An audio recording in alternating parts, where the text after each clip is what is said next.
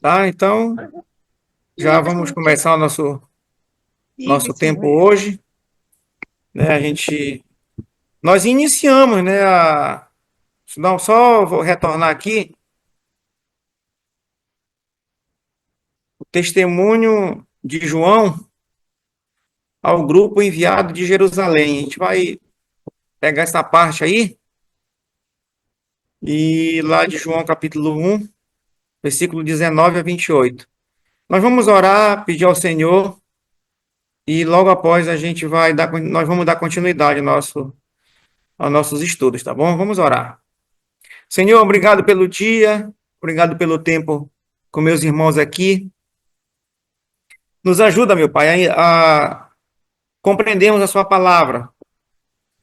Nos ajuda a entendermos aquilo que nós estamos lendo, que fique muito claro em nossas mentes, mas que nós não retenhamos para nós, não, mas que nós possamos compartilhar a Sua bendita e gloriosa e poderosa palavra com outros.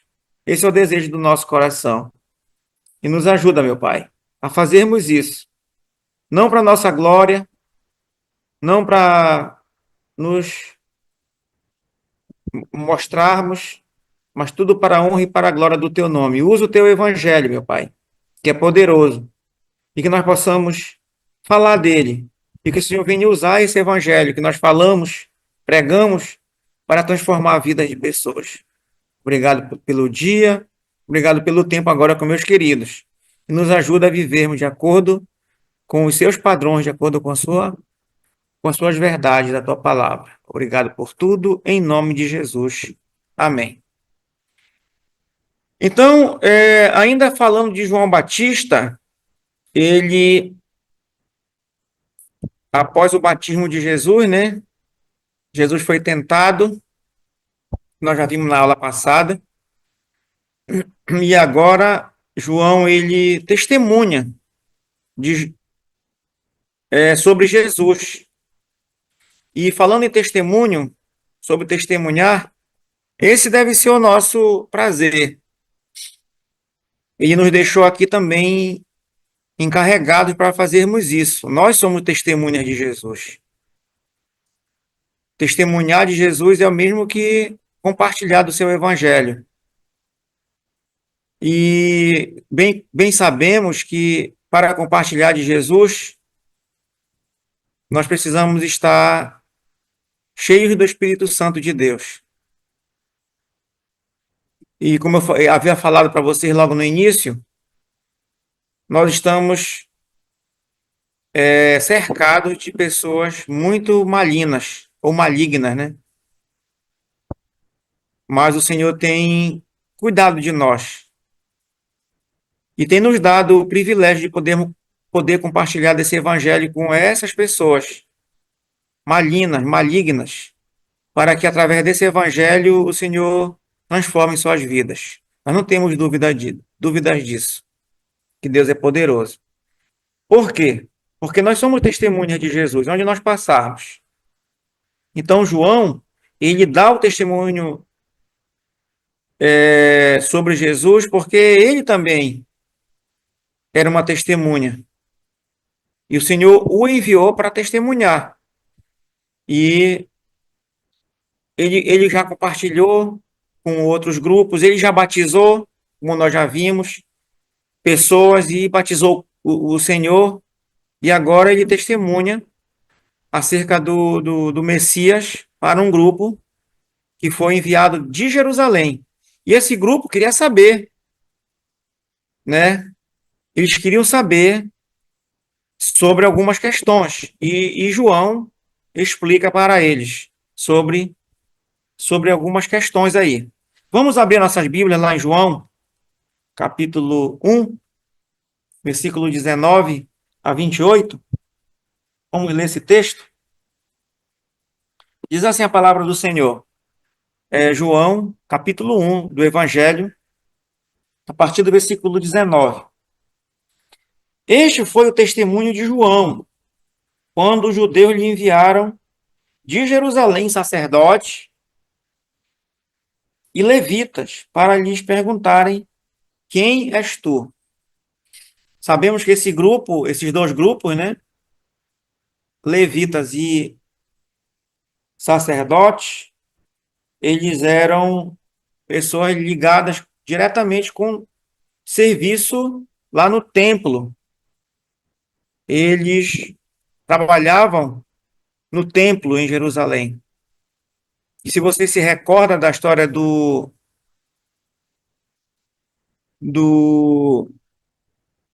bom samaritano, a gente pode observar esses dois grupos lá também, passando de largo, como diz o texto lá de Lucas, né? Quando viram o homem que foi assaltado, caiu nas mãos dos salteadores, estava sanguentado, sofrendo muito, e esses dois grupos, sacerdotes e os levitas, né? Eles estavam muito ocupados com o serviço do templo. E por causa disso, eles não pararam para homem, para o que havia sido espancado pelos ladrões. Então, esses dois grupos, eles eram muito ativos no templo, os sacerdotes e os levitas, como diz aqui. E esses dois grupos, dois grupos de pessoas, esses líderes, né? Eles vieram até João para fazer algumas perguntas. E a primeira pergunta que eles fazem para João foi: quem és tu? É, versículo 20. Ele confessou e não negou. Confessou: eu não sou o Cristo. 21. Então lhe perguntaram: quem és tu? Pois, és tu Elias? Ele disse: não sou. És tu o profeta? Respondeu: não. Disseram-lhe, pois, declara-nos quem és, para que demos resposta àqueles que nos enviaram. Que dizes a respeito de ti mesmo? Então lhe respondeu: eu sou a voz do que clama no deserto. Endireitai o caminho do Senhor, como disse o profeta Isaías. Ora, os que haviam sido enviados eram de entre os fariseus, outro grupo religioso. É um grupo muito perigoso, inclusive, né, na época de Jesus, os fariseus. E perguntaram-lhe, então, por que batizas se não és Cristo, nem Elias, nem o profeta? Respondeu-lhe João, eu batizo com água, mas no meio de vós está quem vós não conheceis, o qual vem após mim, do qual não sou digno de desatar-lhe as correias das sandálias. Estas coisas se passaram em Betânia, do outro lado do Jordão, onde João estava batizando. Então, os líderes religiosos enviaram um grupo para investigar qualquer movimento. Eles, com certeza, viram aquele movimento ali, né? De João, questão do batismo, e eles logo se chegaram para João. E o que é que João lhes responde?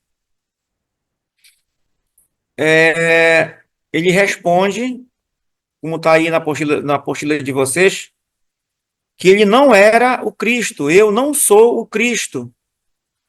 És tu o Cristo? Não, eu não sou o Cristo. Ou seja, eu não sou o ungido. Eu não sou o Messias. Eu não sou o Redentor de Israel para assentar no trono de Davi. Eu não sou essa pessoa. Eu não sou o Redentor de Israel. que irá sentar no trono de Davi. Ele poderia muito bem, se fosse uma pessoa de má índole, né? Como infelizmente nós podemos observar hoje, dentro do contexto religioso, pessoas se intitulando, auto-intitulando o profeta, o sacerdote, o apóstolo, enfim, vários títulos que eles se dão, né? E, na verdade, João, ele estava correndo dos holofotes. E hoje as pessoas, elas querem se dar bem, usam até mesmo a Bíblia para se dar bem. E João não era dessa forma. E ele chega para esse grupo dizendo: Olha, eu não sou isso. Ele poderia dizer: eu sou, mas não, ele não disse. Porque João era uma pessoa muito íntegra, verdadeira, justa, um verdadeiro adorador. Um verdadeiro adorador, ele não procura os seus próprios interesses. E João não poderia fazer de forma alguma isso. E também ele diz que não é o Cristo, e ele também diz que não é o profeta, ele não é Elias. Não sou Elias, né? Como ele diz aqui. Ele confessou e não negou. Confessou, eu não sou o Cristo, versículo 20. Então, lhe perguntaram, quem és tu, pois? És tu Elias? Ele disse, não sou. És tu o profeta? Respondeu, não, eu não sou o profeta. Eu não sou Elias. Para preparar o caminho para o Messias, ele veio justamente para isso. João veio para preparar o caminho para o Messias. Ele não era Elias, muito embora que, como nós já vimos, ele era um tipo Elias, né? Com as suas ousadias, com a forma como ele se vestia, como ele tratava, com coragem, com verdade, mas ele de fato não era o Elias, ele era parecido com Elias. E bem sabemos que esse João, o Batista, tipo Elias, ele veio justamente para preparar o caminho para o Cristo, para o Messias. É, ainda na letra B, o testemunho de João sobre Jesus. E ele vai falar acerca de Jesus, no versículo 29 a 34. Então ele sai dos holofotes, não quer nenhum tipo de brilho para ele, e ele foca agora em Cristo, no Messias. Essa deve ser a nossa motivação, nosso desejo de realmente sair de cena e colocar Jesus na, na berlinda, colocar Jesus para aparecer, não a gente, né? E versículo 29 a 34, bora ler esse texto. No dia seguinte, viu João a Jesus que vinha para ele e disse: Eis o Cordeiro de Deus que tira o pecado do mundo. É este a favor de quem eu disse: Após mim vem o varão que tem a primazia, porque já existia antes de mim. Eu mesmo não o conhecia, mas a fim de que ele fosse manifestado a Israel, vim, por isso, batizando com água. Até o 34. E João testemunhou, dizendo: viu o Espírito descer do céu como pomba e pousar sobre ele. Eu não o conhecia.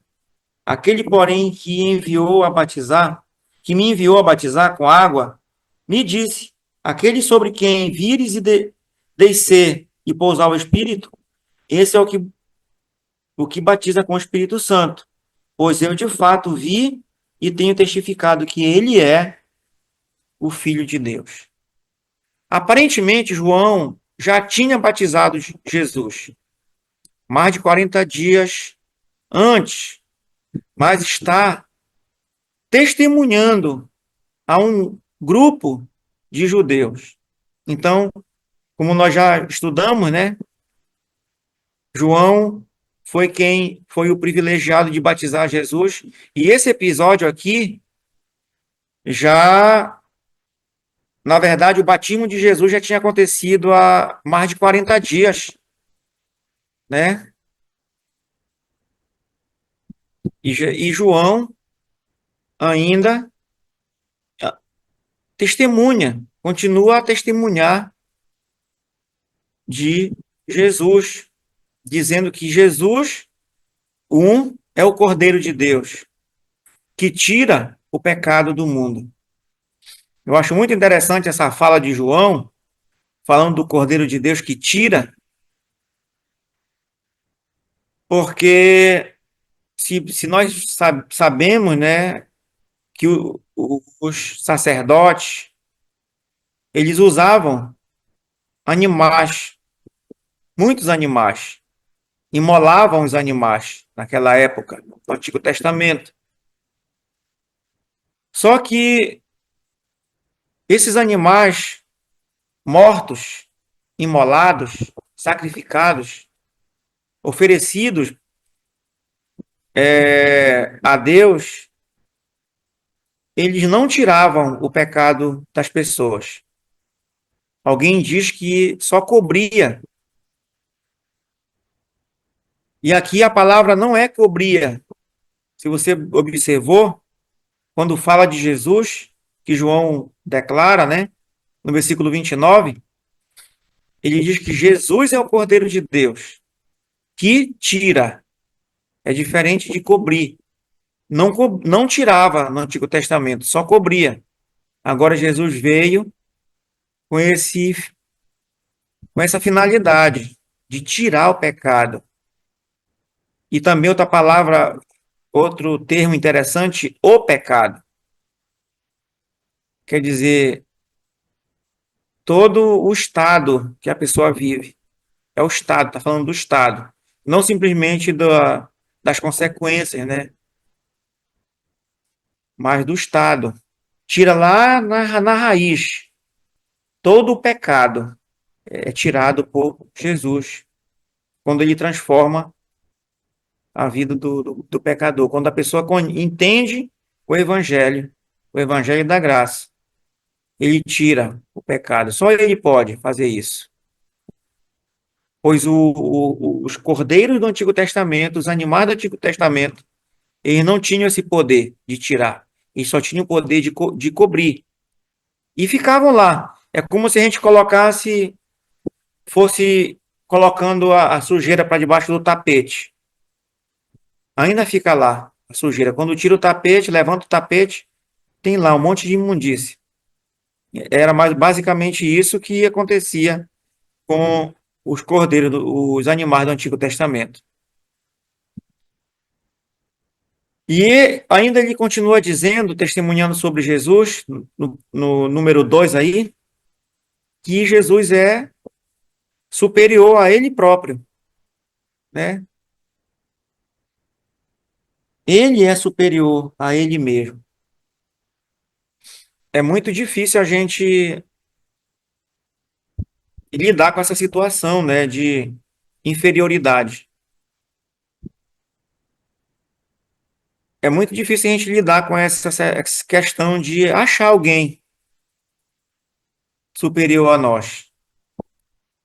Às vezes nós não queremos achar superior aos outros. Mas o próprio Paulo nos adverte que nós não devemos fazer isso. Considere os outros superiores a si mesmos. Então, João reconheceu que Jesus é superior. E, na verdade, é. E impressionante que Jesus é mais novo que João. Também outra questão que nós lidamos, que nós não gostamos de nos submeter a alguém que seja de menos idade que a gente. E João mostra, nós podemos observar só humildade nessa questão, né? E outra coisa, parente. Ele diz lá no texto que nós lemos, eu não o conhecia. João, ele não tinha essa noção de que Jesus era o Cordeiro de Deus, que era o próprio, o Deus encarnado. Ele não tinha essa noção. Só Deus que pôde abrir os olhos de João para entender isso. E é isso que acontece com a gente também hoje, né? Se Deus não abrir nossos olhos para nós entendermos quem Jesus é, a gente vai continuar na nossa vida de carnalidade, de pecado. Então, Jesus é superior a João e ele reconhece isso. E o ponto 3 aí, Jesus batiza com o Espírito Santo. Ou seja, ele salva. E João diz: olha, eu não faço isso. E nós não fazemos, na verdade, né? Nós apenas pregamos o Evangelho. Quem faz todo o trabalho de transformação, de salvação, é o próprio Deus. Ele já nos deu esse ministério, como diz Paulo, né? O ministério da reconciliação. Ou seja, de levar o Evangelho, que reconcilia o homem com Deus. Mas quem faz todo o trabalho é o Espírito Santo. É o Espírito Santo que convence o homem do pecado, da justiça e do juízo, como diz lá em João 16:8. Então, tudo isso Jesus faz e João reconhece exatamente isso. Outra coisa que ele reconhece acerca de Jesus é que Jesus é o Filho de Deus. E ele reconhece a divindade de Jesus. Como eu falei para vocês anteriormente, ele não conhecia esse lado. Embora sendo mais velho, ele brincava com Jesus, provavelmente, mas ele não tinha essa noção, enquanto Deus não abriu os seus olhos. Enquanto Deus não abriu nossos olhos, a gente vai ficar aquém de reconhecer Jesus como Deus.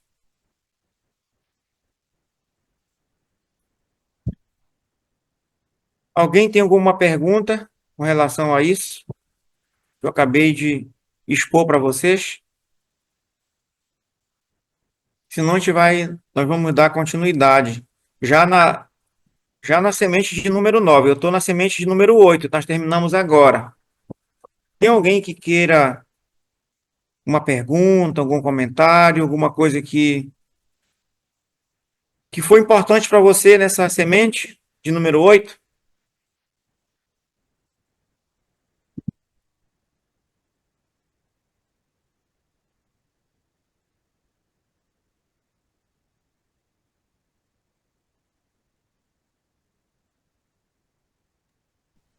Daniel de Barra tem uma pergunta.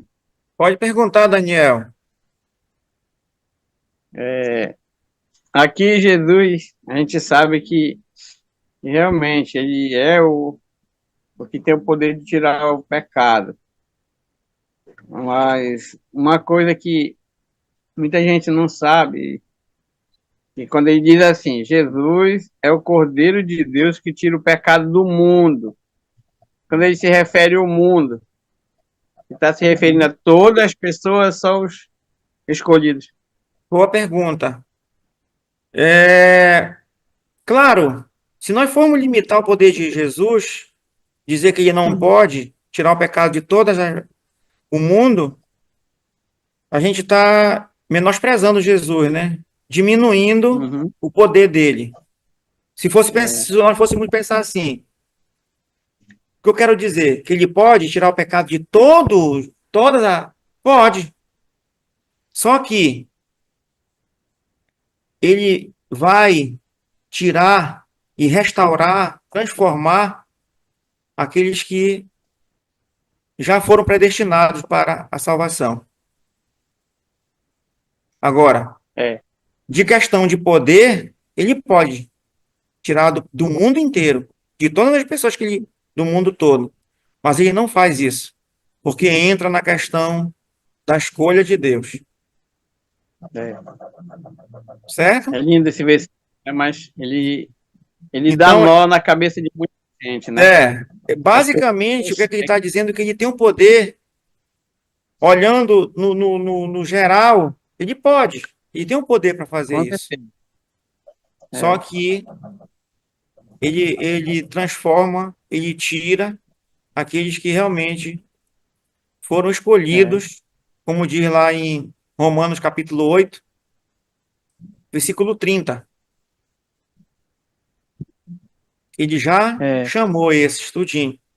Já chamou, ele já escolheu, e ele diz que ele já glorificou também, muito embora que não tenha acontecido a glorificação. Mas como diz Uhum. o nosso teólogo Bruce, que é tão certa a glorificação, que ele já usou lá como glorificou, como se fosse algo que já tivesse acontecido. Esse, Então, é isso que acontece na vida de um salvo, de um eleito, de um escolhido do Senhor. é. Uma boa observação, Daniel.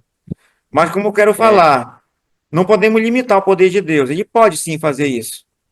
Uhum. É verdade. Deus é dono de tudo, né? Ele tem o domínio sobre todas as coisas, então ele realmente é. É que esse versículo é tipo, esse aí é o João 3,16, né? Que fala sobre Exatamente. o Tem mundo, muitos que e falam as pessoas assim. confundem isso. É igual da criança. Alguém me perguntou se uma criança pode nascer de novo. Uma Isso é. criancinha. Pode, Hum, pode, com por que certeza. não? Para Deus nada é impossível, né? Nada. E de verdade, uma criança realmente pode conhecer o Senhor e mostrar fruto na sua vida, porque É, depende do Senhor, não depende de nós. é. Mais alguém?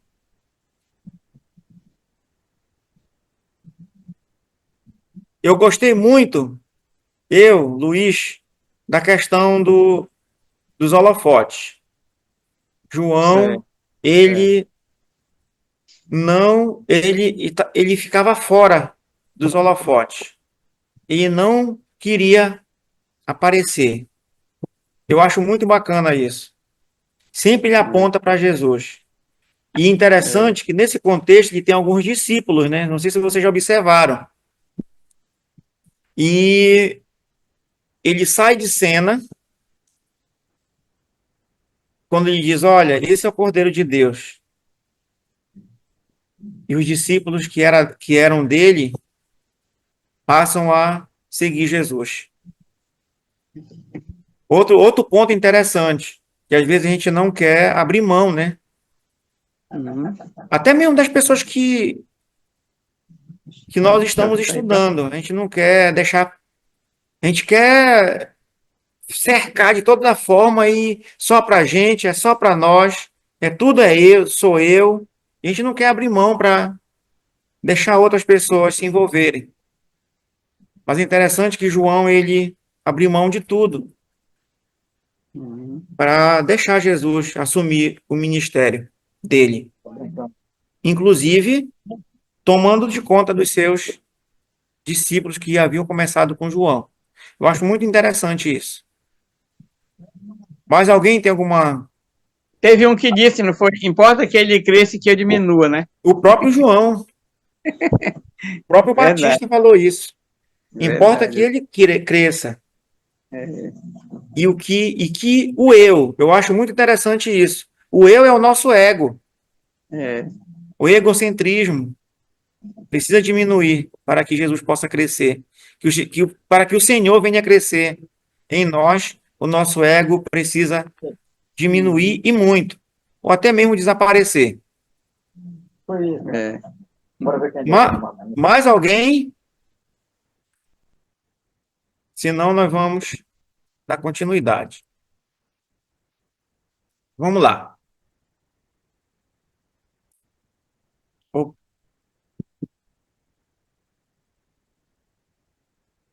Semente de número 9.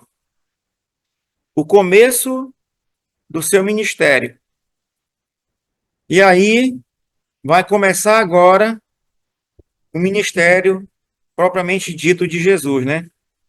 João sai de cena para que Jesus possa entrar agora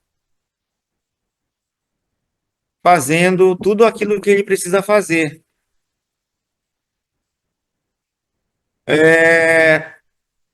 Então, o começo do ministério de Jesus, João capítulo 1, 35 até o 4, capítulo 4, versículo 26. Principalmente na Judéia. Semente. Semente de número 9. O primeiro passo na jornada espiritual é conhecer Jesus. Primeiro passo é conhecer quem é Jesus. Queiramos ou não, esse deve ser o papel, nosso papel, levar pessoas a conhecerem Jesus. E outra palavra que de conhecer aí é intimidade, que eu gosto demais dessa palavra, que é sinônimo de conhecer, ter intimidade com Jesus. E isso é eu que tenho que fazer as pessoas na qual eu estou investindo para que elas possam conhecer Jesus. Eu preciso fazer isso. Mas para que elas possam conhecer Jesus, eu preciso conhecer. Se eu não conheço Jesus, eu não posso fazer com que as pessoas conheçam. De forma alguma. Então, o primeiro passo na jornada espiritual é conhecer Jesus. Depois de João indicar Jesus, os discípulos precisavam conhecê-lo antes de segui-lo. Esta primeira etapa é um convite de vinde e vede. Vinde e vede a vida de Jesus. Como eu falei para você, João tinha vários discípulos que ele estava investindo. E agora João precisa sair de cena e ele aponta os seus discípulos para seguirem a Jesus. E Jesus os chama, então venham e vejam, e vede. Vinde e vede. Quando evangelizamos, quando evangelizamos, precisamos apresentar a pessoa de Jesus antes do plano de salvação. Por isso que eu vou aqui fazer uma propaganda muito boa no material que nós temos. E aí o pessoal de Marituba, vocês se recordam que era no ano de 2000, 2000 para cá, 2000, ano de 2000. A gente começou um trabalho muito árduo em Marituba, levando realmente a vida de Jesus para as pessoas, evangelizando as pessoas, apresentando Jesus a elas. E foi quando, nesse período, eu estava conhecendo esse material, que nós chamamos de os 7 sinais, inclusive do livro de João, e foi assim um período muito, muito bom para mim, para minha vida, onde onde nós podíamos realmente compartilhar desse Jesus, apresentando para as pessoas lá da nossa amada e querida Marituba. E foram vários e vários anos fazendo esse trabalho de porta em porta, levando a palavra. A gente não chegava para apresentar um plano para que elas pudessem ser salvas. Não. Antes disso, nós apresentávamos Jesus a elas. Então, antes desse plano de salvação, elas precisam conhecer Jesus. As pessoas precisam ter a oportunidade de aprender sobre Jesus, como os discípulos tiveram a oportunidade.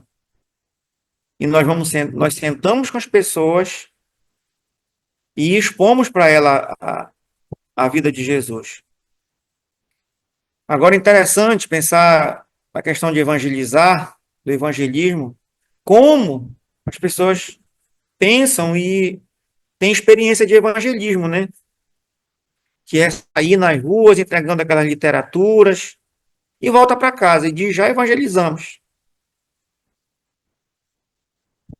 Claro que a palavra de Deus ela não volta vazia. Lá em Isaías fala sobre essa questão, né? Isaías 55, 10. Mais precisamente 10 e 11. Só que evangelizar é mais que isso, mais que entregar uma literatura. É você sentar com a pessoa e explicar o evangelho. Irmãos, aqui em Coraci, até quero que vocês orem por nós. A gente tem é, essa dificuldade aqui. Não sei se por aí por Marituba, quem está de outros lugares aí, tem essa facilidade. Tá muito difícil para a gente encontrar alguém para estudar a palavra. Eu já estou aqui há 3 anos e ainda não encontrei muita gente para estudar a palavra. Ó. Ainda não. Eu quero evangelizar, eu quero discipular, porque são passos, né? São etapas. E essa etapa começa com o evangelismo. Não, não tem para onde, que é apresentar Jesus.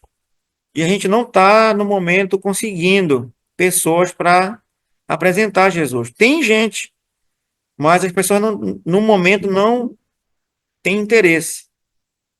Orem por nós, para que a gente possa, como naquela época em Marituba, várias e várias pessoas. O dia era cheio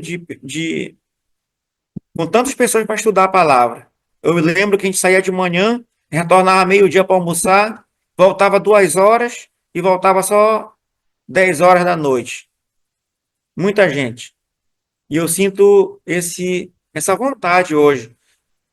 Eu tenho saudade disso hoje, de poder fazer esse trabalho, mas de evangelizar mesmo, de sentar com pessoas e expor o evangelho, começando apresentando Jesus a elas.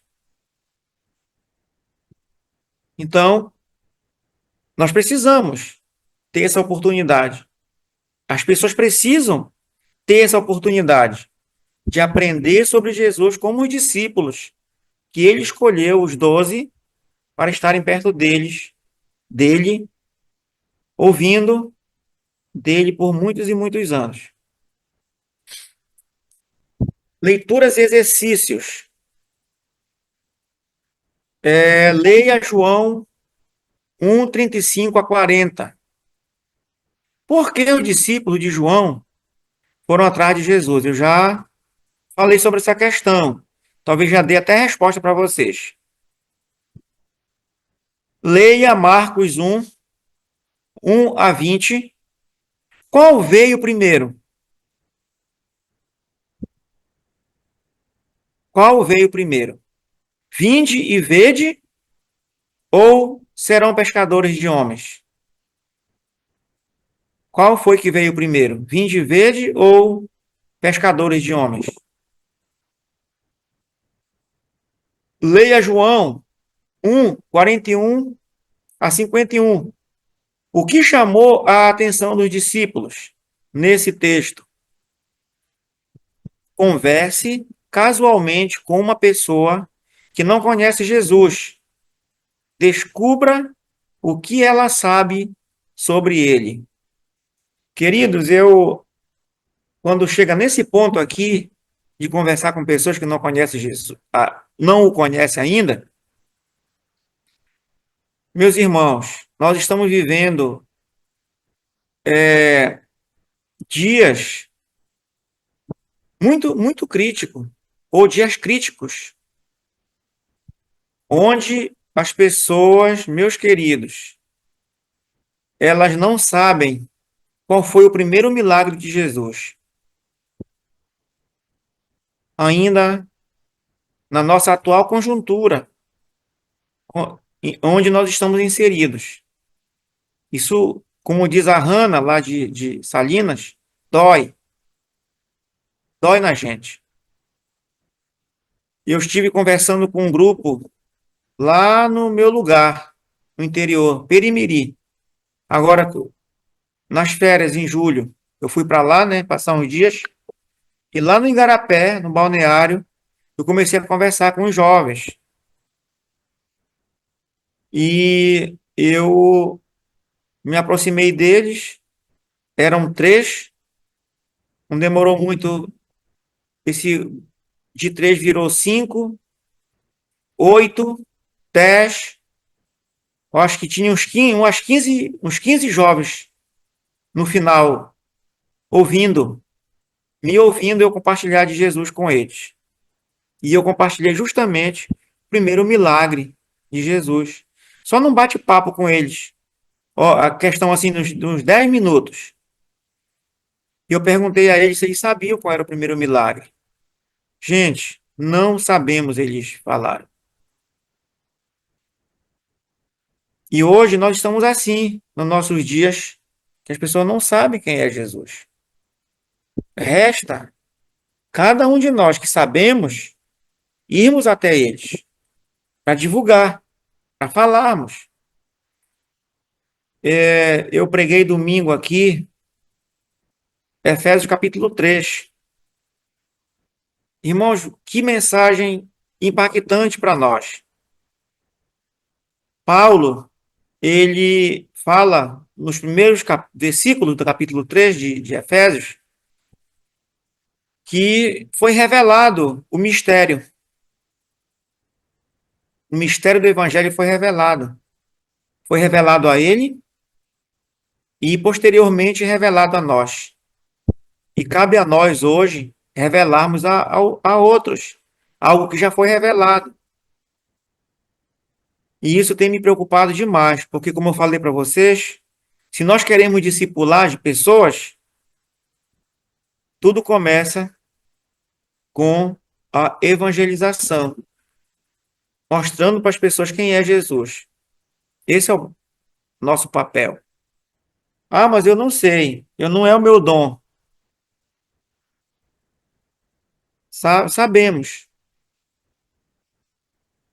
Quando não sabia, eu aprendi a primeira história, o primeiro milagre que eu não sabia no ano de 2000. Eu aprendi a primeira história sobre Jesus transformando a água em vinho. Era o que eu falava. Não sabia a outra, era só o que eu dizia. Aprendamos a evangelizar. Fale de Jesus. Tem uma música do cantor cristão que diz: sabemos falar de tudo que nesse mundo há. Do futebol, a gente conta detalhes da partida de futebol. Ainda mais quando é do nosso time. Daquela série, então, sabemos falar detalhes. E o evangelho? Por que não falamos? Pois já foi revelado. Basta agora nós revelarmos a outros aquilo que Deus já nos revelou. Peça a Deus que ele abra seus olhos para compreender mais sobre Jesus. Peçamos a Deus que ele abra os nossos olhos para que possamos compreender mais sobre quem Jesus é. E aí, vamos compartilhar com outros. Perguntas. O que levou os discípulos de João a seguirem Jesus?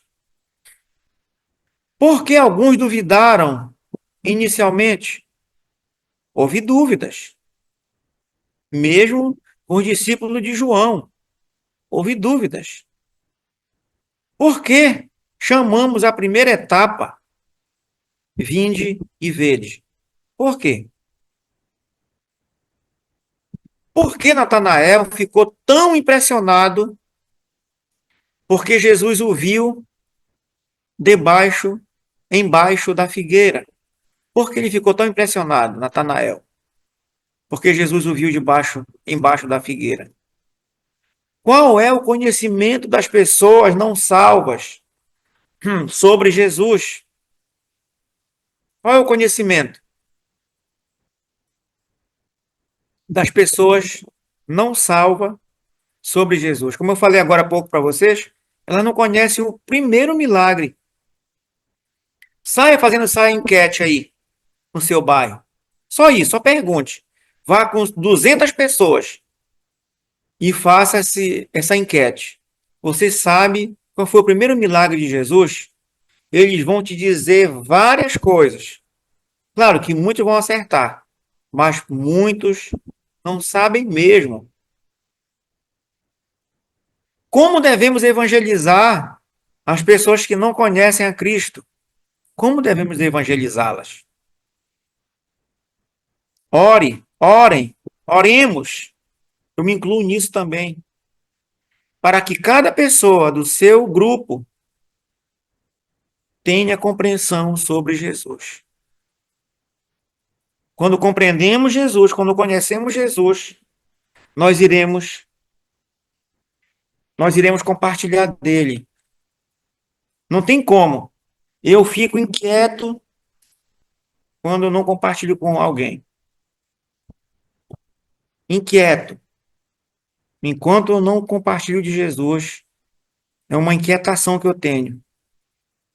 Você tem essa mesma inquietação?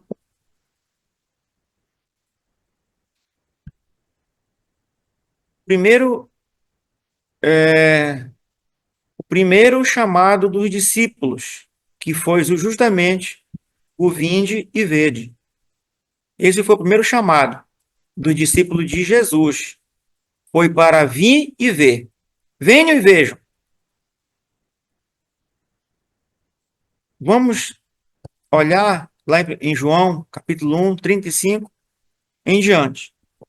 Talvez a gente não vai chegar até no final desse texto, mas vamos considerar algumas coisas aqui, tá bom?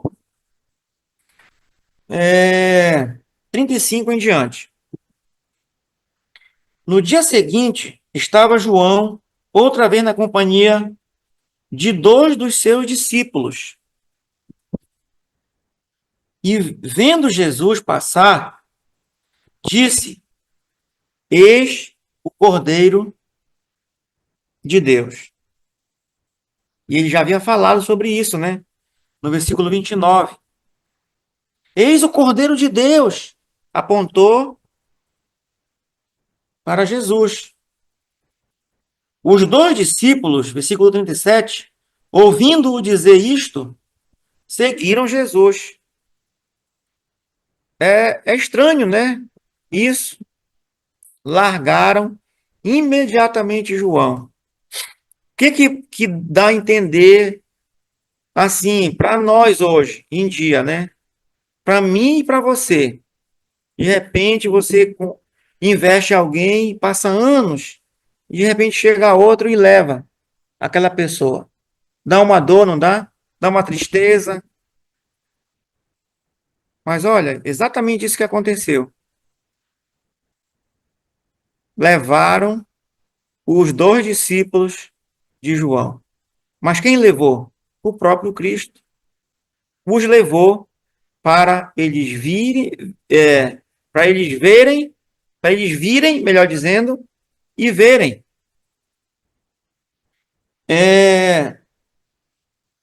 Seguiram Jesus, versículo 37, né? 38. E Jesus, voltando-se e vendo que o seguiram, disse-lhes, que buscais? Disseram-lhe, Rabi, que quer dizer mestre, onde assistes? Onde assistes? Respondeu-lhes, vinde e vede. Foram, pois, e viram onde Jesus estava morando, e ficaram com ele aquele dia, sendo mais ou menos a hora 10ª, ou seja, às 4 horas da tarde. Era André, o irmão de Simão Pedro, um dos dois que tinham ouvido o testemunho de João e seguido Jesus. Ele achou primeiro o seu próprio irmão Simão, a quem disse: achamos o Messias, que quer dizer Cristo, e o levou a Jesus. Olhando Jesus para ele, disse: Tu és Simão, o filho de João. Tu serás chamado Cefas, que quer dizer Pedro, ou uma pequena pedra, uma pedrinha. Vamos parar bem aí.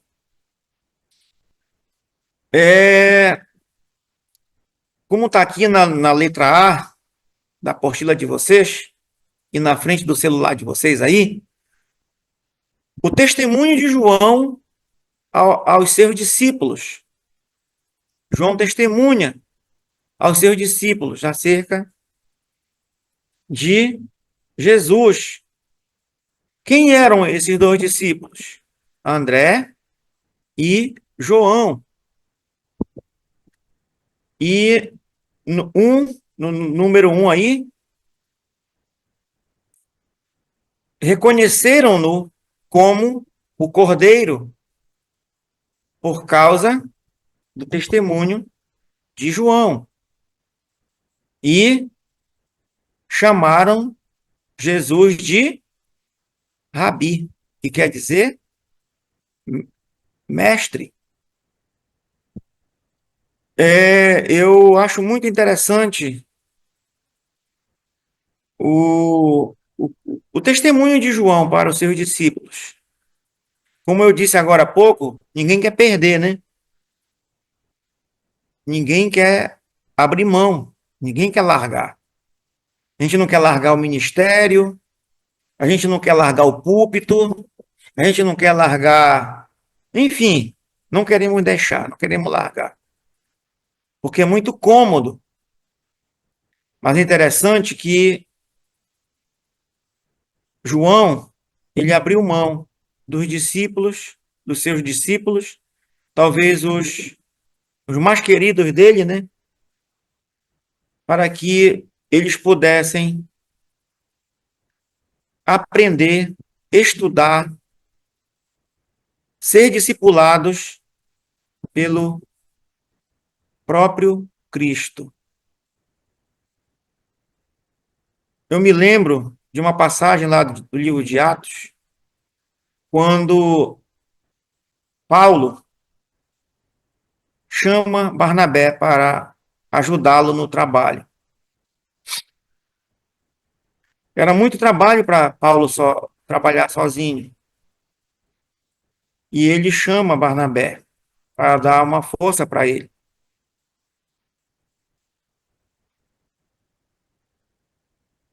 Quantos de nós, às vezes, a gente não quer ajuda, pedir ajuda, porque achamos que podemos fazer sozinhos? João reconheceu que ele não podia fazer o trabalho de discipulado só. Ele precisava entregar os seus discípulos na mão do mestre. No ministério, no ministério cristão, na igreja, no corpo de Cristo, não pode haver ciúmes, brigas, discórdias, facções, sim, mutualidade, unidade.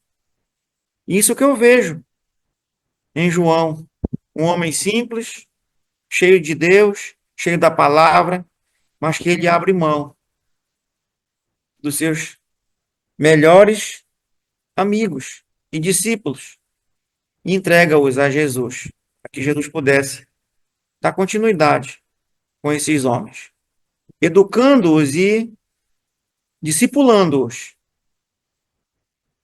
e fazendo com que eles pudessem aprender e depois continuar o trabalho que Jesus estava investindo na vida deles. A pergunta, no número 3 aí, a pergunta deles foi: onde assistes?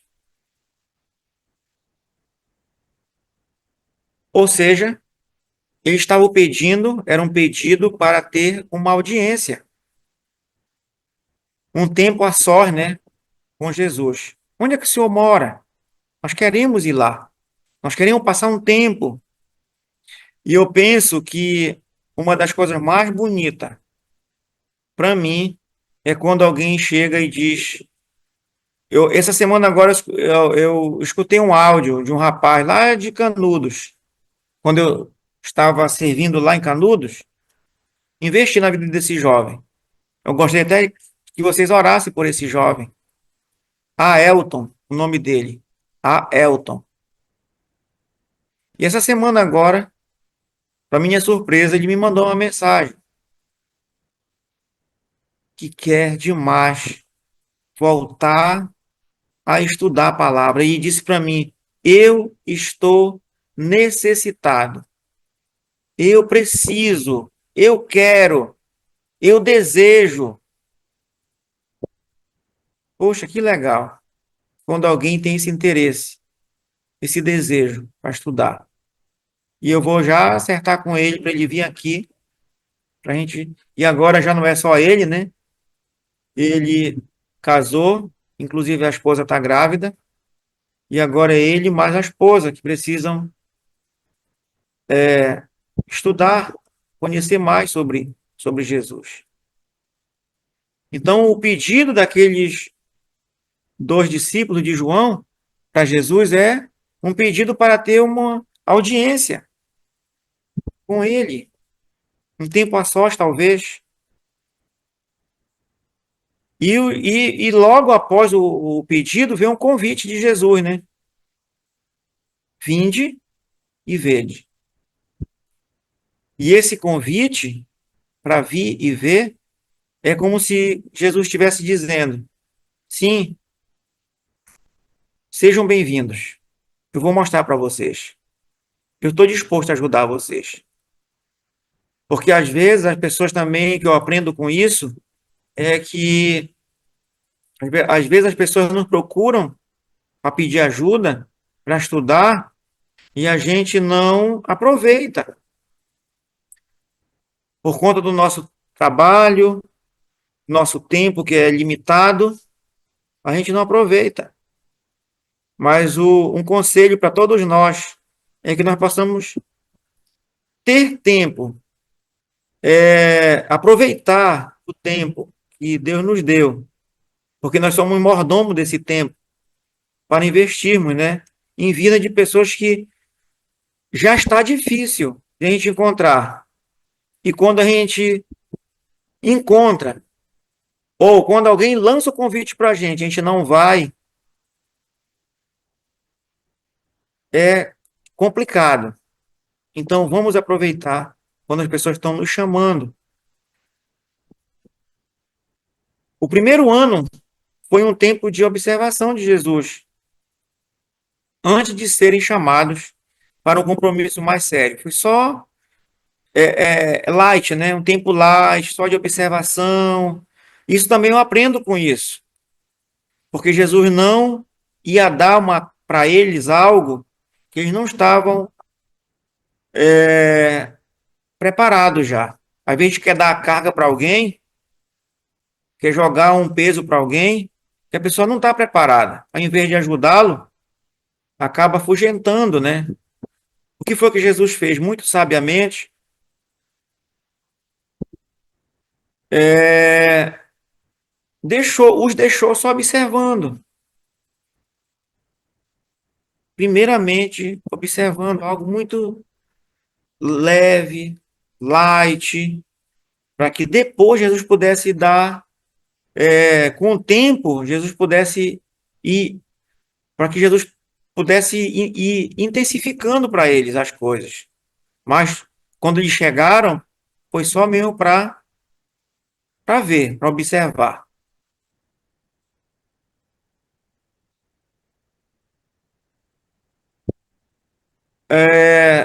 Letra B. O testemunho dos outros discípulos.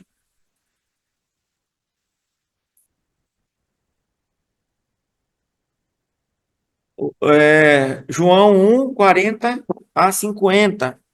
Nós já lemos, né? Já lemos essa parte?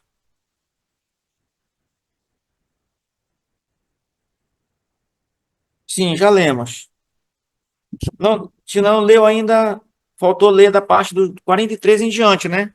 Bora ler essa parte do 43 em diante, bem rapidamente. No dia imediato, resolveu Jesus partir para a Galiléia e encontrou a Filipe, a quem disse: Segue-me. Ora, Filipe era de É isso Betsaida, mesmo. cidade de André e de Pedro. Filipe encontrou a Natanael e disse-lhe: Achamos aquele de quem Moisés escreveu na lei e a quem se referiram os profetas, Jesus o Nazareno, filho de José. Perguntou-lhe Natanael: De Nazaré pode sair alguma coisa boa? Respondeu-lhe Filipe: Vem e vê. Jesus viu Natanael aproximando-se e disse a seu respeito: Eis um verdadeiro israelita, em quem não há dolo. Perguntou-lhe Natanael: Onde me conheces? Respondeu-lhe Jesus: Antes de Filipe te chamar, eu te vi quando estavas debaixo da figueira. Então exclamou Natanael: Mestre, tu és o filho de Deus, tu és o rei de Israel. Ao que Jesus lhe respondeu: Porque te disse que te vi debaixo da figueira, crês? Pois maiores coisas do que estas verás. E acrescentou: em verdade vos digo que vereis o céu aberto e os anjos de Deus subindo e descendo sobre o Filho do Homem. O testemunho dos outros discípulos, o chamado de Pedro. Deus chama Pedro, Jesus chama Pedro. É, o que eles reconhecem? Que Jesus é o Messias, o, o, o, o Cristo, o Filho de Deus. E a profecia de Jesus é relacionada a Pedro, Simão, que é uma pessoa instável, né? E Jesus diz para Pedro que ele vai transformar esse Simão, essa pessoa instável, para Pedro, uma pessoa completamente firme. E não sei se você já Inestável. observou. Oi? Ele era inestável. Tá Isso. escrito aí. Mas é instável, tá, pessoal? É. Ah, É. tá. Você que tava falando aí Não. antes de ser o Pedro É. verdadeiro. É uma pessoa instável. Sabe o que é a pessoa instável? Que não é firme. É. Hum. Na verdade, essa palavra Simão significa isso. E não sei se vocês já ouviram falar, talvez já, mas o nome Simão tem a mesma raiz lá dos filhos de um dos filhos de Jacó, que era chamado de Simeão. Vocês se lembram do que esse cara fez no Antigo Testamento? Ele com seu irmão, eles entraram em uma cidade. Eu acho que Siquém, o nome da cidade. E eles fizeram uma castração naquele povo todinho e matou também todos, porque eles estavam castrados, recém-castrados. Mas não é a palavra castrados, que é tirada a pele do prepúcio da criança. O meu nome? Circuncidado. Circuncidados, justamente a palavra circuncisão. Então, eles se deixaram circuncidar essa galera lá dessa cidade, porque eles estavam interessados nas irmãs das filhas de Jacó, e eles tramaram para circuncidar essa galera, e eles foram circuncidados do menor ao maior, e quando eles estavam circuncidados, ou seja, sem força, recém-operados, Simeão, juntamente com outro seu irmão, entraram nessa cidade e eliminaram todos da tamanha crueldade que eles tinham, eram cruéis. Então, a palavra Simeão e o mesmo gênio era de Simão. Tanto é que a gente vê um Simão, quando chega para Jesus, um homem completamente violento, um homem que precisava de uma transformação por Jesus. Por isso que ele era instável, não era firme, porque ele era dessa turma de lá, igual ao Simeão dos seus antepassados. Um homem muito bravo, violento, cruel. E Jesus o chama. E Jesus está dizendo a ele que ele vai pegar esse Simão, bravo, completamente cru, e vai lapidar a sua vida. E vai transformar esse Simão em um Pedro, em uma pedra firme, em uma rocha firme. E se nós formos olhar o Pedro inicial para um Pedro lá mais na frente, é uma pessoa completamente diferente. O que o evangelho não pode fazer na vida de uma pessoa? Talvez você olhe para você mesmo e diz: poxa, olha o que aconteceu comigo. Olha como eu era, bravo, ignorante, adúltero, prostituto, enfim, ladrão. E Jesus transformou minha vida. Assim que era Pedro. Deus mudou a história de Pedro. Quando ele cortou a orelha do Malco, ele era Simão, né? Então Isso, não era Pedro. justamente. Não, ainda não. Jesus ainda estava trabalhando na vida dele. Foram 3 anos de trabalho. É, Jesus não transformou de uma hora para outra. Foi todo um processo. Assim como é com a gente também. É. Aí vem o chamado de Filipe por Jesus. Então Jesus foi chamando. Chama Pedro, chama Filipe, chama Natanael e cumpriu o que a lei e os profetas profetizaram, que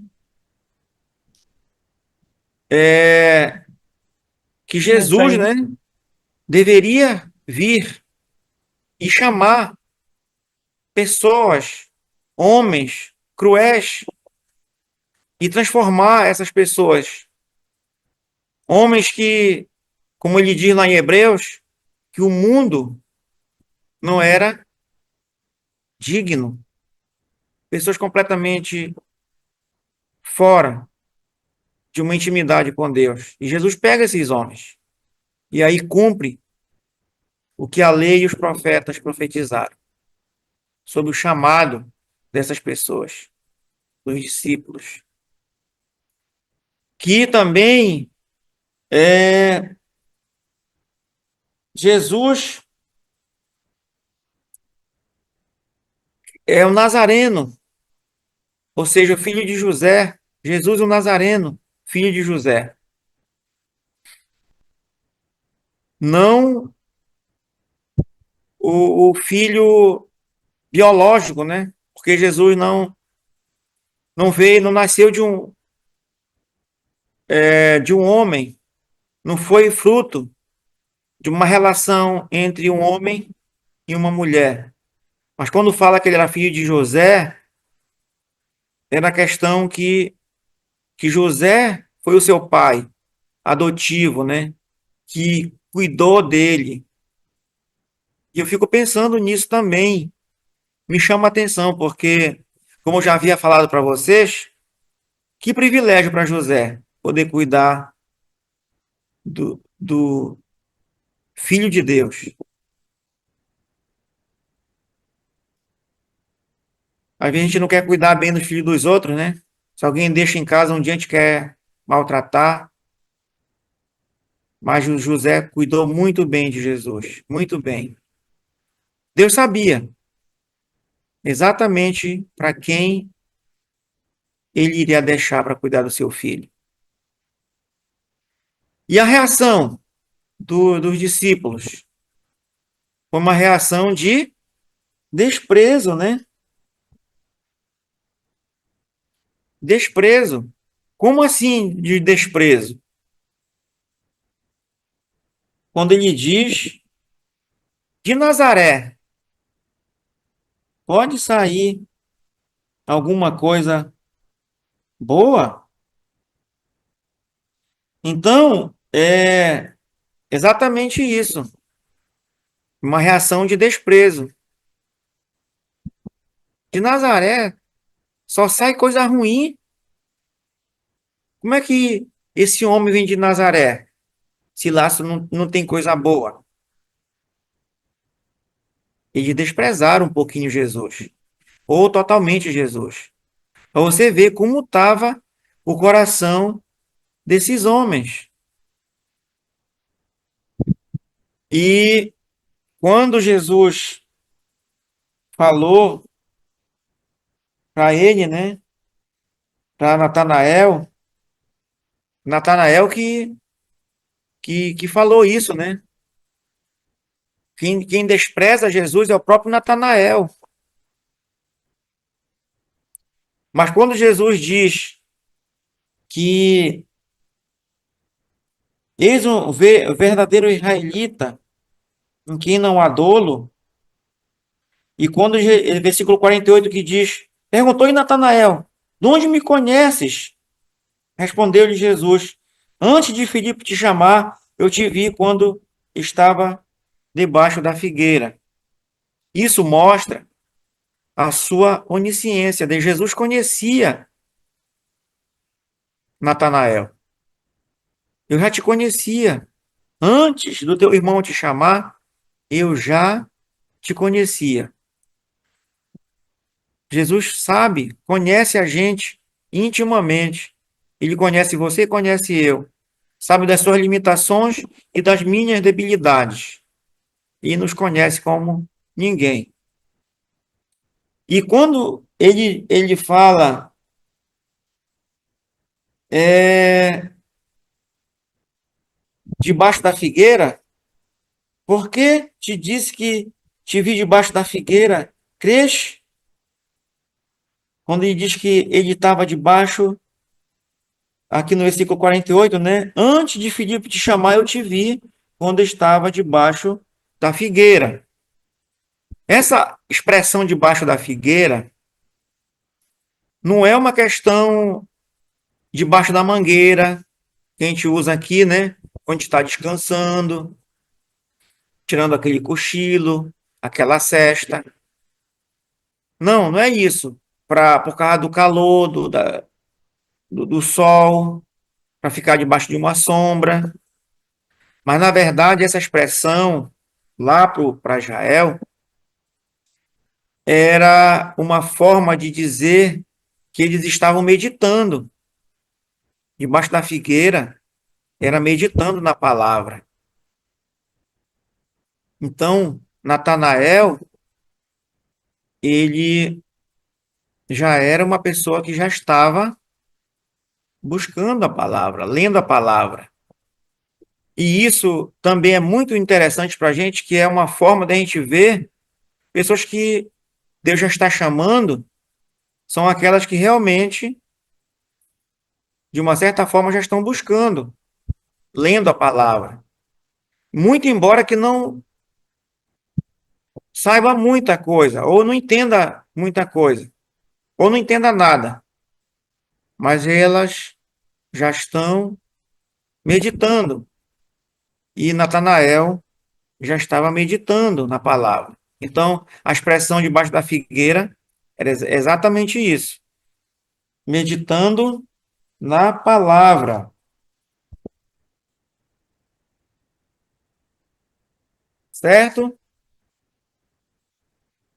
E essa questão de meditar na palavra está lá no Salmo de número 34, versículo 13. Ou Gênesis 28, de 10 a 27. Se você quiser dar uma olhada depois, pode ficar à vontade. Mas então, pessoal, esse aqui é a semente que nós lemos agora de número 9, que nós terminamos. O que vocês acharam de tudo isso? Qual o pensamento de vocês com relação a tudo isso? Só lembrando uma coisa que eu acabei esquecendo de falar para vocês, que quando Jesus chama os seus primeiros discípulos, que esses aqui, né? Lá em Lucas, capítulo 6, versículo 12, que tem aquela lista lá completa, diz que Jesus passou a noite toda orando por eles, para a escolha deles.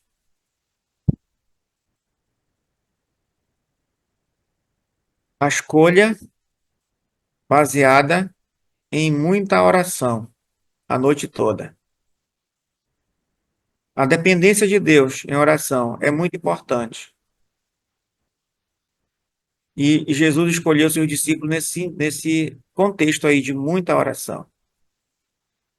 E eu quero falar para a gente, para todos nós, o quanto nós necessitamos de orar. Se o próprio Filho de Deus, o próprio Deus, orou e dependeu de Deus, do Pai, imagine nós. Quanto nós precisamos de oração. Oremos, busquemos, nos dediquemos nesse ministério tão importante que as pessoas não gostam. Poucos gostam. A gente chama, compartilha, anima, exorta para a oração, mas parece sim que as pessoas não têm interesse em orar. Como diz aquele americano, Paul Washer, né? A nossa carne odeia oração. Então, essa escolha dos discípulos foi baseada em muita oração de Jesus. E ele escolheu, lá para o final, a lista lá de Lucas 6, se vocês quiserem olhar depois, o Judas Iscariotes, né? Que foi o traidor. Não foi uma escolha errada. Tudo certo. Tudo para se cumprir as escrituras. Mas esses homens, fora Judas, realmente eles aproveitaram muito bem o tempo que eles estavam tendo agora para aprender do seu mestre, para ser discipulado por Jesus e depois, mais na frente, ser enviado por ele, para dar continuidade ao trabalho. Como é importante nós sermos discipulados. Hoje, Jesus não está aqui para nos discipular fisicamente, né? Pessoalmente. Mas ele deixou pessoas capacitadas, cheias do Espírito Santo de Deus, para fazer esse trabalho tão árduo e mas tão importante. Mas tudo, como eu falei agora há pouco, o primeiro passo de tudo isso é levar pessoas a conhecer Jesus. E aí, o que vocês acharam dessa semente? Quais são suas opiniões, seus comentários? Se de repente tem pergunta para vocês fazerem. Se eu não souber hoje, eu posso pesquisar depois e trazer na próxima aula. Tem alguém que Eu quer quero compartilhar algo? aqui o Daniel de Barra pergunta uma coisa aqui, que eu fui ver aqui, esse endereço não tem na Bíblia. Gênesis 28, versículo 10 a 27. Só tem o capítulo 28 até o 22. Então é até lá, Daniel. Até o 22, né? Isso. Às vezes tem algumas coisas aqui, por exemplo, aquela palavra que você citou agora há pouco, inestável, não existe. É instável, Tá bom. tá bom? Só para corrigir aí umas questões, tá? E Jesus mostrou sua onisciência, ele não está falando aqui da história lá do Natanael, não, da Figueira também, né? Comentário aí. Sim, na verdade, quando ele diz quando eu te vi debaixo da figueira, ele está É. falando justamente disso, que ele já sabia toda a história em outras palavras, ele já conhecia Natanael muito bem, conhecia toda a sua história. O Salmo, isso aqui dá para dizer, aqui no Salmo não achei muito. O Salmo é o 34, 13, né? O Salmo 34. Deixa eu ver, Samuel. Tá, vamos procurando o outro aí.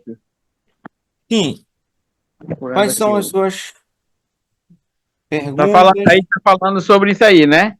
Uhum. Esses dois endereços tá falando sobre a explicação de que Jesus estava vendo ele lá, né? Isso.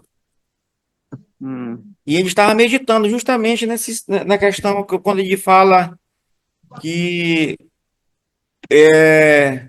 esse é um verdadeiro israelita no qual não há dolo.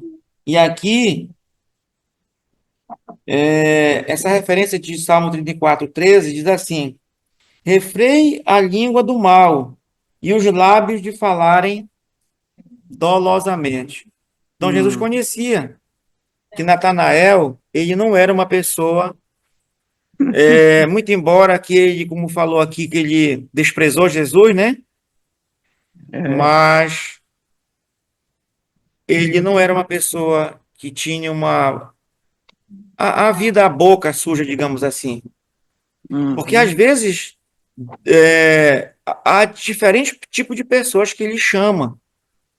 Não necessariamente ele chama um bandidão, simplesmente, e transforma suas vidas.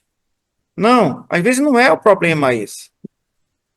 Às vezes Jesus vai chamar alguém que é tudo certinho com relação à sua fala, porque tem seus pais que não são de palavrões e tudo.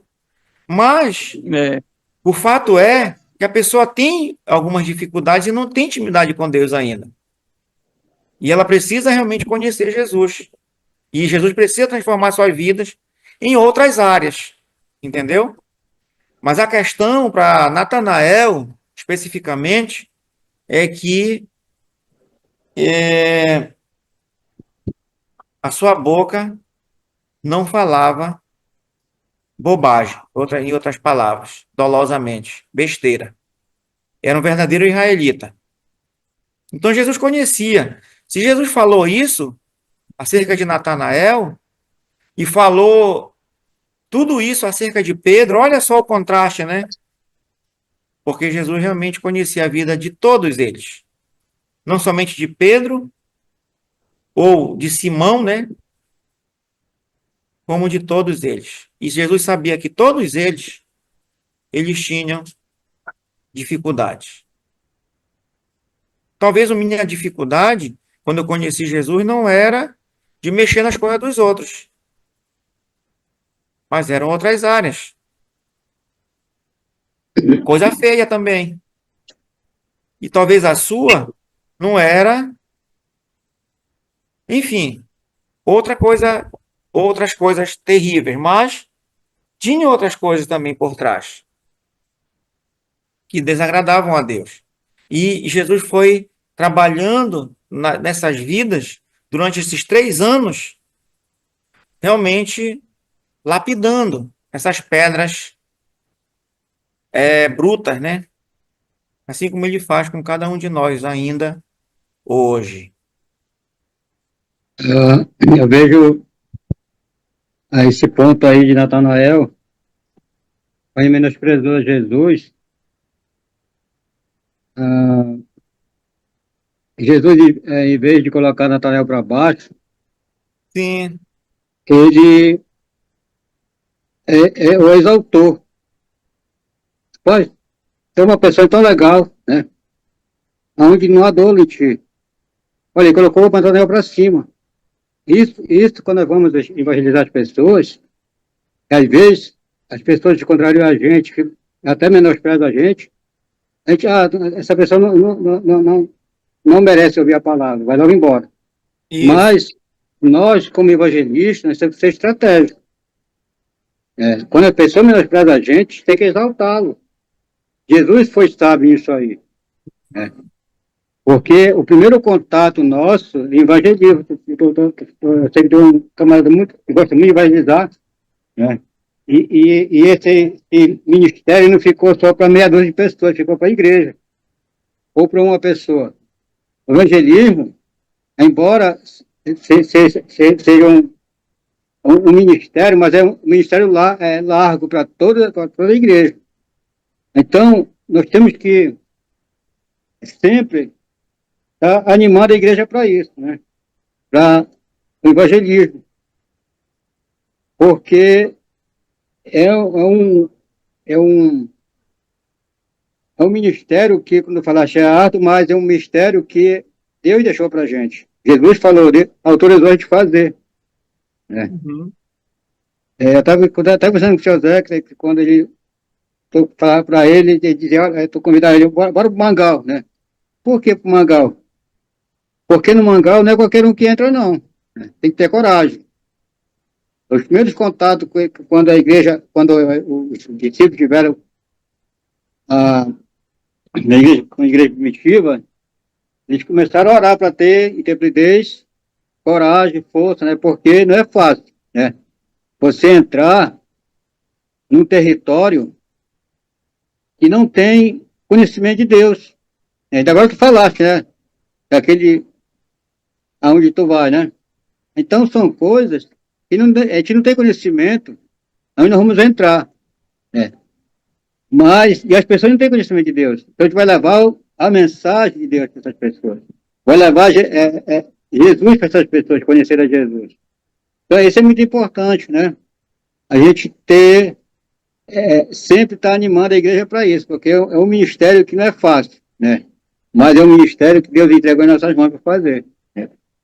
Não é para milhares de pessoas, é para toda a igreja fazer. Né? Infelizmente, hoje, eu estava falando que em Marituba cresceu, muito, desde aquela época que vocês estiveram aqui pregando evangelho, saindo na rua e pregando evangelho. Mas Marituba cresceu, foi muitos, né? Muitos bairros tem em Marituba. E o processo de evangelismo não acompanhou esse povo, né? É, Que entraram. Não está acompanhando. Nós ficamos para trás do evangelismo em Marituba. Então nós precisamos regaçar a manga da camisa para poder chegar a pelo menos uns 5%, né? Em evangelismo aqui, né? Iniciar a fazer evangelismo, porque parou.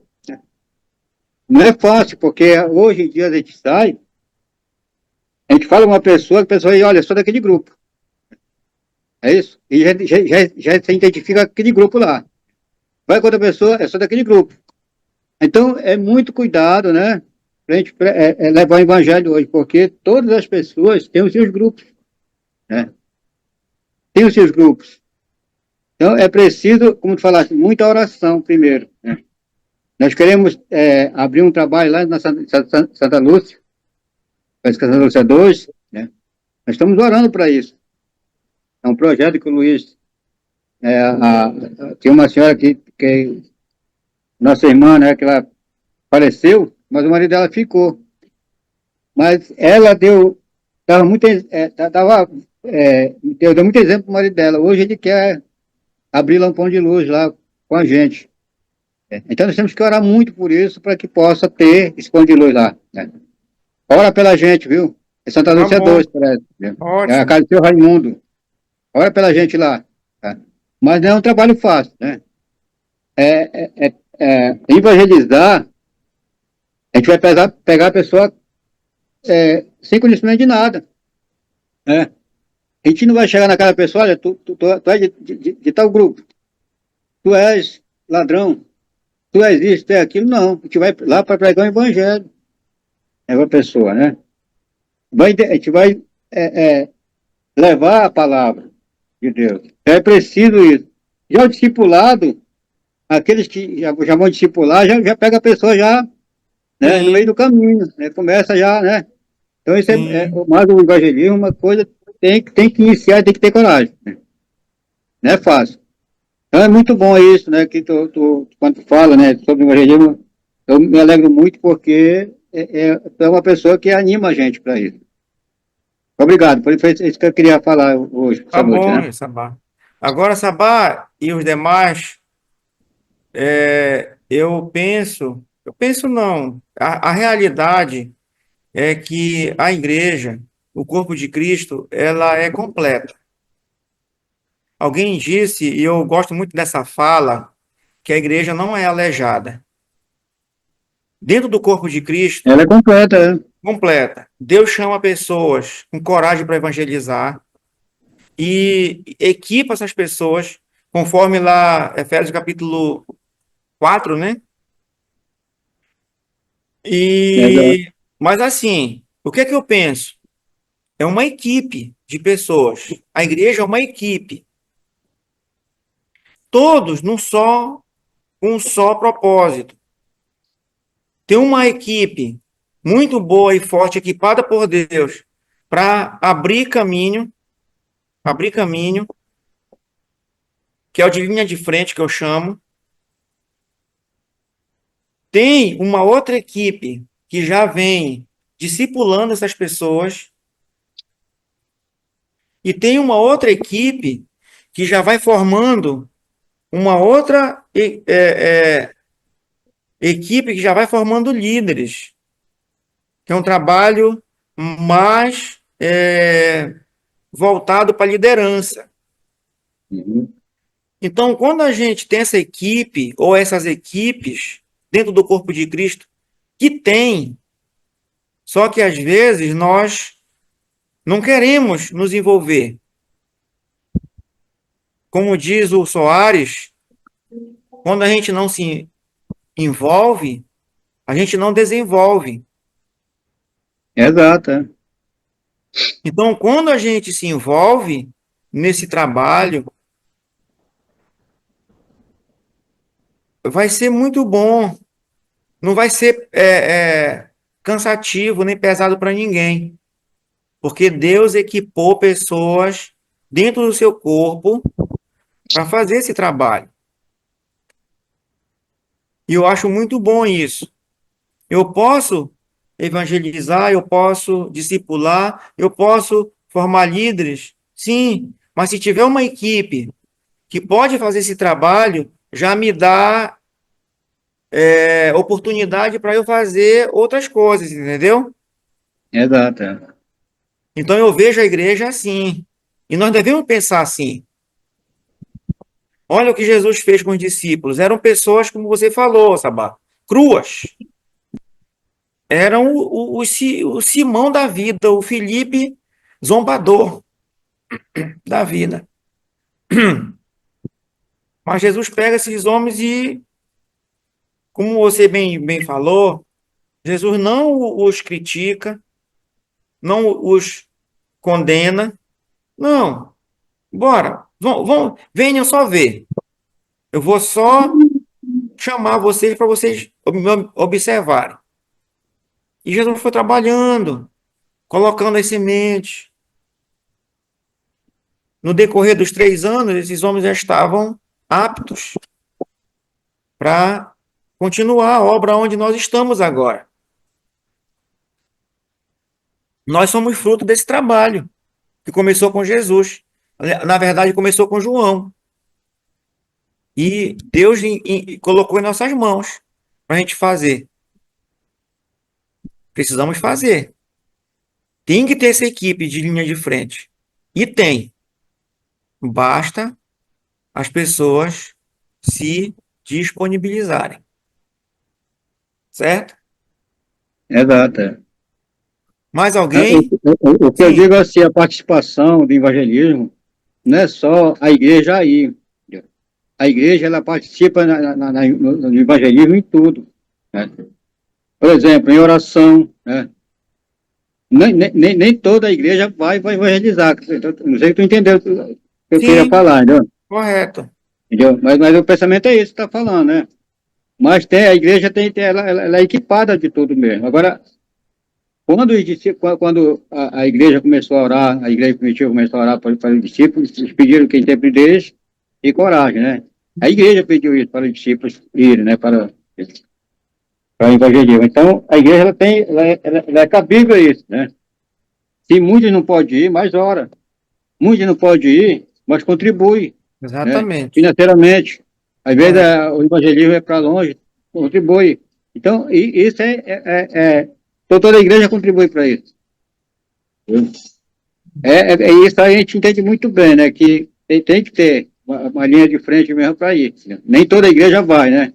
Mas a contribuição da igreja ela Sim. ela A tem que igreja compreender isso, toda né? A igreja envolvida, né? toda, compreender Isso. Entendo que é sim. preciso, né, evangelizar.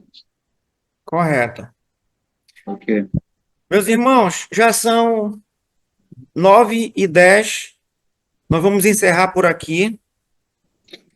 Mais alguém tem 2 minutinhos aí para compartilhar? Se você quiser compartilhar o que foi importante para você hoje. Se não, a gente vai terminar por aqui. E para a semana, nós daremos continuidade na semente de número 10. Tá bom?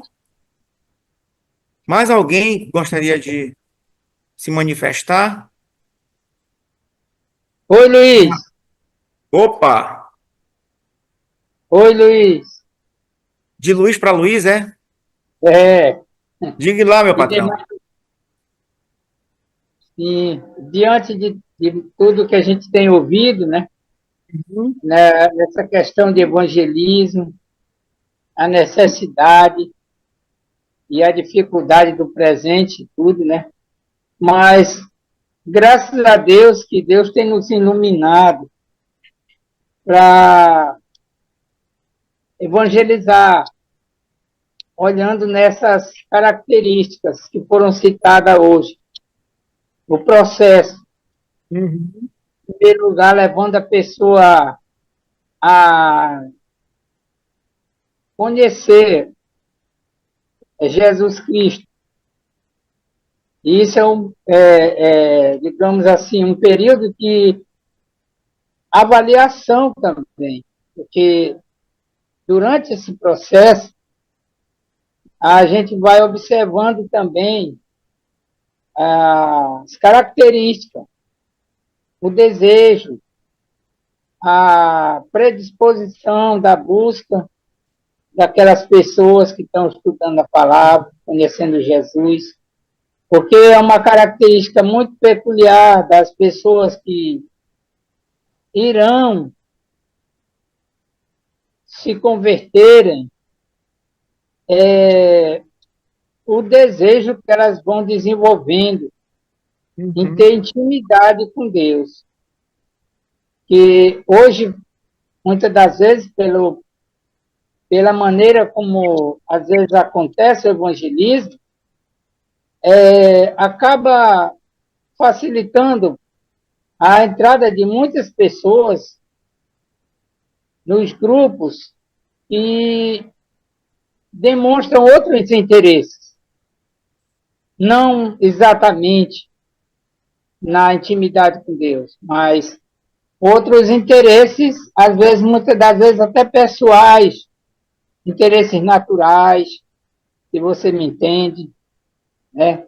Porque não foi apresentado a pessoa de Jesus, mas muitas das vezes são apresentados outros artifícios, até para atrair a pessoa, né?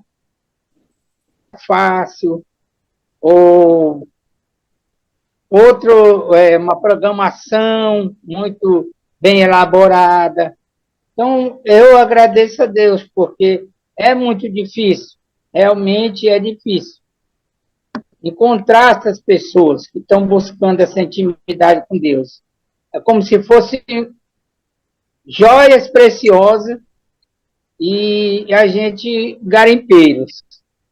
Estamos ali sacudindo para encontrar o que de fato é importante, né? Então é isso, eu gostei muito. E fortalecer esse pedido de oração, para que voltemos às nossas boas práticas Muito e bom, levar meu o irmão. evangelho. E cadê o Obrigado, Bora meu irmão. Homem? Bora Homem! Cadê esse camarada? É isso. Bora Homem, cadê ele? Tá lá no Murininho. Abraço pra ele demais. Rapaz, ô tempo com esse homem, viu? Bora Homem! Vambora pro mangue! Pois Meus é, meu. irmãos, que legal, muito bom estar com vocês e a gente tá revendo essas questões, né, de evangelismo, discipulado, e que nós não possamos parar, porque É, às vezes é muito fácil a gente desanimar. Ah, não tem, eu vou parar, eu não vou. Mas vamos continuar em oração. Eu achei muito interessante que alguém falou, quando nós somos fiéis no pouco, ou seja, uma pessoa que Deus nos dá, e nós somos fiéis com aquela pessoa, Deus pode nos dar duas, três, quatro, cinco, e a gente continua sendo fiel.